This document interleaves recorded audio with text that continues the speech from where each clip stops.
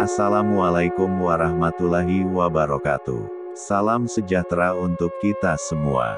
Berjumpa lagi bersama KFF TV. Gudangnya cerita horor thriller. Jangan skip videonya ya. Penulis cerita, Sultan Diko.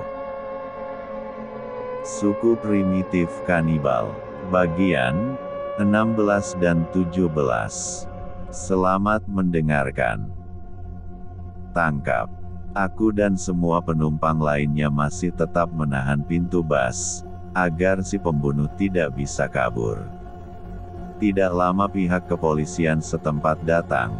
Lelaki bertubuh tambun itu berhasil diamankan. Setibanya di kantor, pembunuh berdarah dingin ini langsung diinterogasi. Aku yang kebetulan menjadi saksi atas pembunuhan itu, mendengar langsung penjelasan dari pihak kepolisian. Pembunuh berdarah dingin ini berasal dari China. Ia bekerja sebagai penambang di lembah Amazon ini. Alasannya membunuh dan memakan dagingnya, karena mendapatkan bisikan, bahwa korban yang bernama Marcel adalah roh jahat yang harus dibunuh. Mendapatkan bisikan itu, terdakwa Li yang berniat pulang ke China, langsung saja mengeluarkan pisau besar di dalam tasnya. Marcel yang sedang tertidur langsung saja ia tusuk di bagian leher. Hal itu dilakukannya berkali-kali, sampai si korban benar-benar tewas. Merasa tak puas hanya membunuh saja, Li kemudian menggorok leher Marcel hingga putus. Bisikan itu kembali datang, supaya roh jahat ini benar-benar musnah, ia harus memakan dagingnya. Seketika itu pula, mendengar penjelasan dari pihak kepolisian. Aku teringat akan sosok Ratu Kulina, tapi apakah mungkin orang yang sudah meninggal bisa melakukannya? Karena ia mampu melakukan hal semacam itu. Aku sangat sadar, bahwa kematiannya di tanganku bukan halusinasi saja tapi itu nyata. Dengan tangan ini pula aku memenggal kepalanya. Namun yang menguatkan dugaanku, karena saat ingin menguburkannya, tiba-tiba sepotong kepala itu berubah menjadi kepala hewan. Itu berarti ada kemungkinan perempuan biadab itu bergentayangan untuk mencari pengikut baru. Aku bergidik bila memikirkan hal itu. Yang terpenting saat ini kami telah bebas. Setelah itu, aku dan Bella pergi ke rumah sakit untuk menjenguk Maggie. Sesampainya kami di rumah sakit, hati ini terasa sangat memilukan. Trauma yang dialami gadis blasteran itu, membuat ia takut beradaptasi dengan dunia luar. Bella tak kuasa lagi menyaksikan keadaan Maggie yang kian memburuk. Gadis blasteran itu bahkan ketakutan saat melihat dirinya sendiri di cermin. Mentalnya begitu rapuh, setiap saat ia menggigil dengan sorotan mata kosong seperti orang ketakutan. "Apa yang harus kita lakukan, Joe?" tanya Bella padaku. "Jelas, sesama makhluk yang diciptakan mempunyai 9 perasaan. Tentu trauma yang dialami gadis blasteran itu menggetarkan jiwa Bella. Gadis berdarah ningrat ini ikut merasakan penderitaan yang dialami oleh Maggie. Aku tidak pernah menyangka, jika perjalanan berlibur kali ini menjadi kenangan suram yang sangat menakutkan. Alih-alih mendapatkan pengalaman indah yang berharga, namun yang terjadi justru tragedi yang sangat mengerikan. Sungguh pelajaran yang tidak dapat dilupakan sepanjang hidup kami. Apa yang harus kita perbuat untuk kesembuhan Maggie, Joe?" tanya Bella padaku. "Kita harus membawa Maggie ke psikolog atau psikiater. Selain berdampak negatif pada mental, depresi juga berpengaruh pada kesehatan fisik. Efek negatif yang muncul, bisa mengalami masalah pencernaan hingga penyakit jantung atau bahkan lebih parah dari itu. Tentunya kita tidak ingin itu semua terjadi pada Maggie, kan? Jelasku pada Bella. Dengan kesepakatan bersama, aku dan Bella memutuskan untuk membawa Maggie ke psikolog. Tujuan kami ke salah satu rumah sakit ternama di kota ini. Terdapat beberapa faktor yang dapat memicu terjadinya depresi berat, di antaranya, peristiwa traumatis, seperti pelecehan fisik atau seksual, kematian orang terdekat, hubungan bermasalah, atau masalah keuangan. Riwayat keluarga dengan depresi, gangguan bipolar, kecanduan alkohol, atau bunuh diri, ucap Dr. Berlin pada kami. Tolong lakukan yang terbaik untuk sahabat kami, Dok. Ucap Bella, meminta pada Dr. Berlin yang menangani kasus Maggie. Kalian jangan khawatir, aku akan lakukan semampu yang aku bisa, untuk proses penyembuhan sahabat kalian, ujar Dr. Berlin meyakinkan kami. Lega rasanya mendengar perkataan dari Dr. Berlin, semoga Maggie bisa pulih seperti sedia kala. Tidak lama seorang suster masuk bersama 2 orang polisi. Tuan Yoshua, bisakah kami meminta waktu Anda sebentar? Kepala Kepolisian Kapten Alexander mengajakku untuk keluar dari ruangan psikolog itu. Setelah melakukan diskusi yang panjang, akhirnya aku meminta waktu pada Kapten Alexander untuk berpikir. Beri saya waktu untuk berpikir, Pak. Karena saat ini kami mau berfokus dalam penyembuhan Maggie, ucapku pada Kapten Alexander. Oke, kami akan memberimu waktu untuk berpikir. Tapi tolong, kami sangat membutuhkannya. Setidaknya pengalaman Anda bisa membebaskan diri dari suku Kulina, itu sangat membantu kami. Kalau begitu kami pamit dulu. Petik 2, Kapten Alexander berlalu, sejenakku berpikir. Situasi ini sangat tidaklah mengenakan. Apalagi, 5 dari penambang itu berasal dari Asia Tenggara. Apa, kau ingin kembali ke hutan itu lagi? Hardik Bella padaku. Sepertinya Bella tidak menyetujui niatku untuk mengabulkan permintaan Kapten Alexander. Iya, Bella, ada banyak nyawa yang harus diselamatkan, ucapku pada Bella. Hei, pahlawan cendrawasih. Siapa mereka semua, sampai-sampai kau sanggup mempertaruhkan nyawamu? Ucap Bella, penuh amarah. Gadis berdarah ningrat ini cukup keras dalam pendirian, tapi aku sangat mengenalnya. Jiwa sosial, dan kepeduliannya terhadap sesama patut diacungkan jempol. Penambang berjumlah 32 orang, 5 di antara mereka melarikan diri. Tapi nahas, hanya 5 orang China itu yang selamat. Keempat temannya tewas dibantai, 27 orang lainnya sekarang menjadi tawanan orang primitif di sana. Petik 2, Bella terdiam.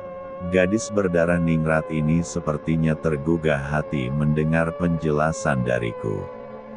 Kalau begitu, lakukanlah. Dan jangan pernah kembali lagi. Ucap Bella, berapi-api.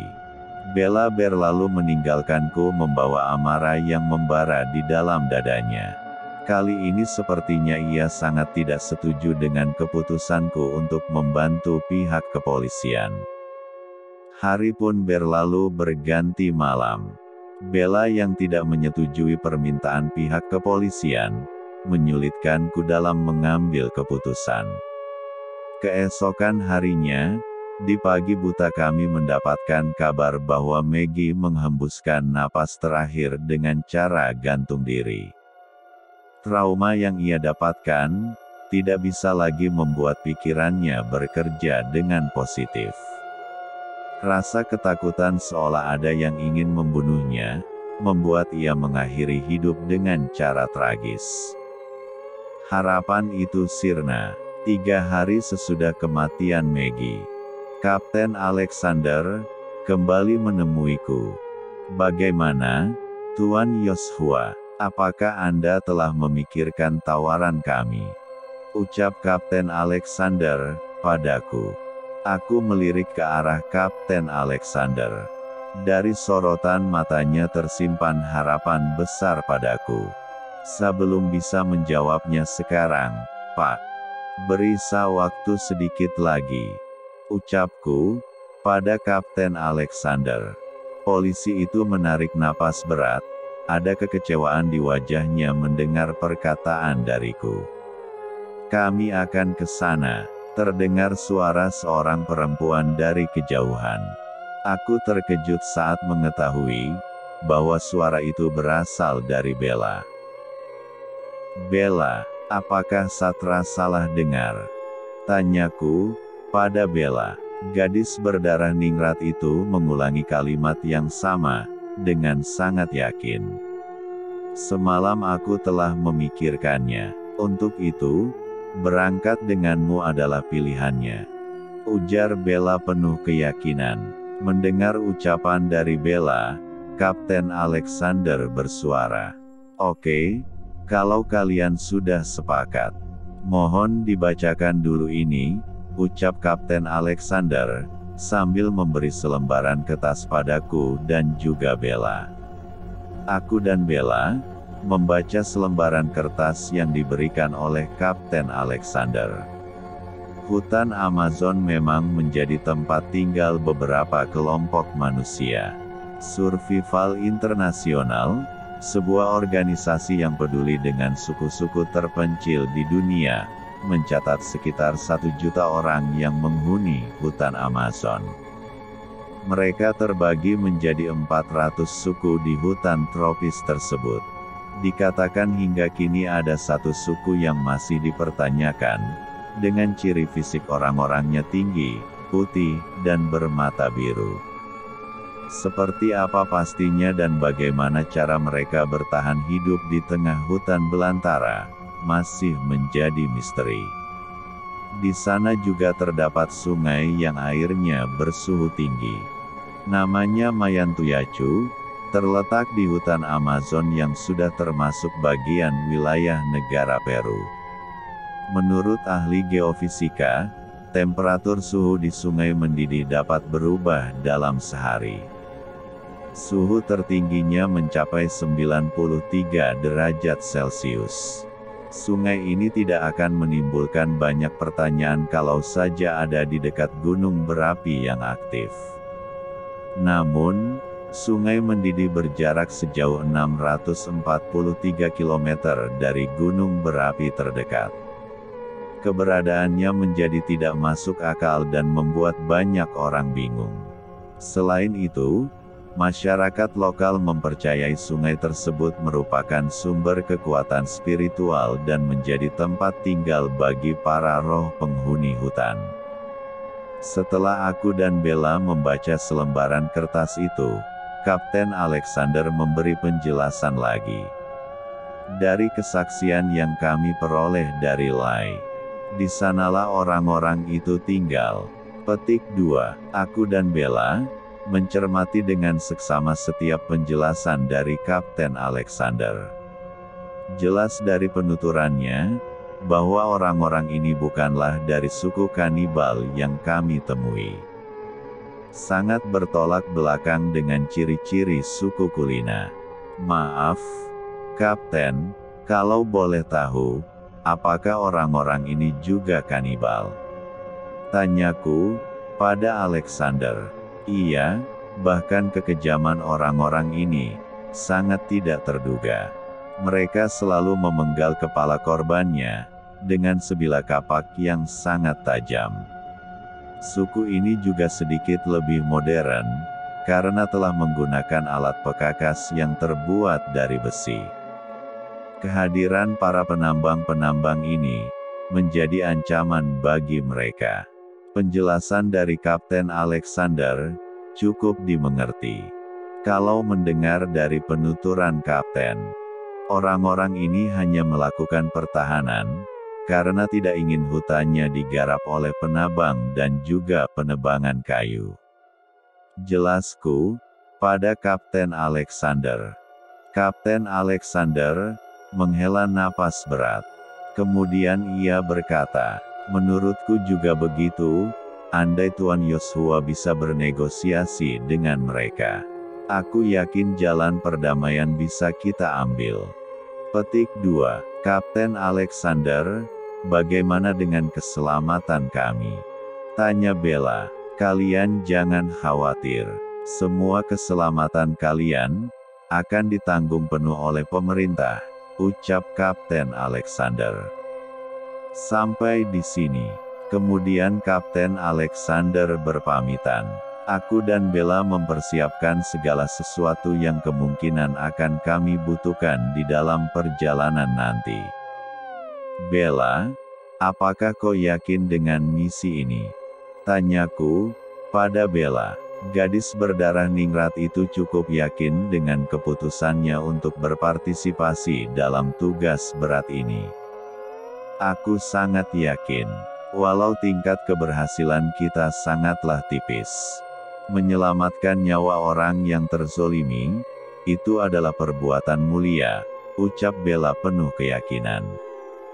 Aku kagum melihat keberanian dari Bella, semoga kami mampu menghentikan keganasan suku primitif ini. Keberhasilan akan kita peroleh, asalkan kau tidak tergoda dengan perempuan-perempuan di sana. Bisik Bella di telingaku sembari berjalan menuju keluar hotel. Sesaat aku terkejut mendengar perkataannya, namun ini bukanlah waktu yang tepat untuk kami berdebat. Maka dari itu, aku memilih diam dan terus saja mengemas barang apa saja yang harus kami bawa. Kenanganku kembali ke masa bersamanya, tak kala melihat belati yang aku jadikan tombak saat melawan suku Kulina. Setelah mengemas semua barang, aku berniat menghampiri Bella. Tapi sayangnya aku tidak menemukan keberadaannya. Entah kemana perginya gadis itu. Selagi kebingungan mencari gadis berdarah ningrat itu, tiba-tiba seorang pekerja hotel menyapaku. Tuan Yosua, apakah Anda mencari Nona Bella?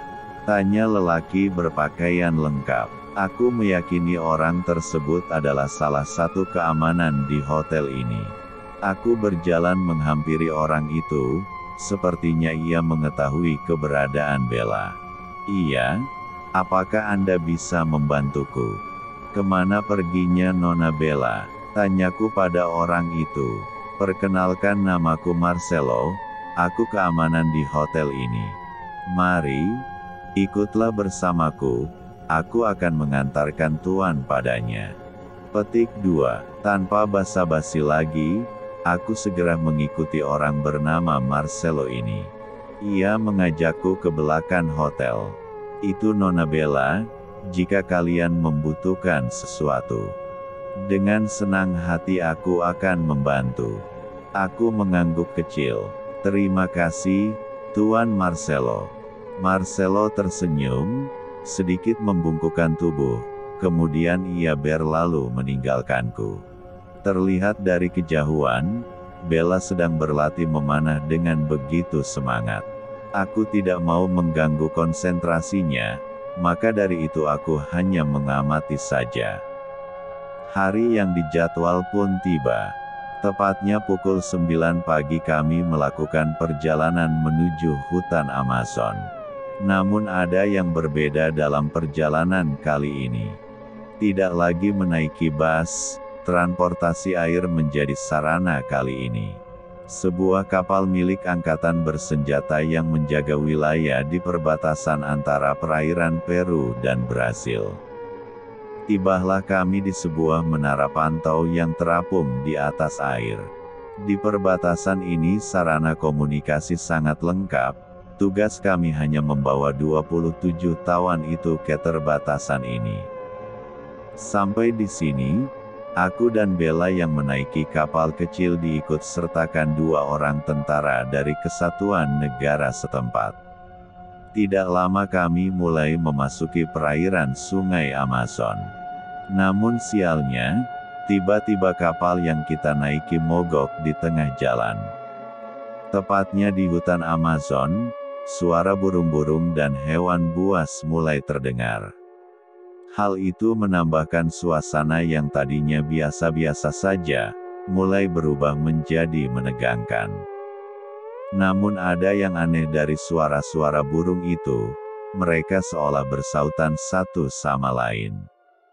Pikiranku bereaksi dengan cepat, aku yakin ini adalah sebuah kode menyerupai suara burung untuk mengelabui musuh. Tiba-tiba saja satu dari tentara militer itu, terkena anak panah dan terjatuh ke air. Menyadari bahwa keberadaan kami telah diketahui. Gegas saja kami bertiga mendayung kapal ke arah tebing. Sangat tidak baik jika kami tetap berada di tengah-tengah sungai, musuh akan leluasa menyerang kami. Dengan gayung seadanya, segenap tenaga yang ada, kami mendayung dengan kekuatan penuh menuju tepi sungai Amazon, untuk menggapai tebing dan mencari tempat berlindung. Bersambung.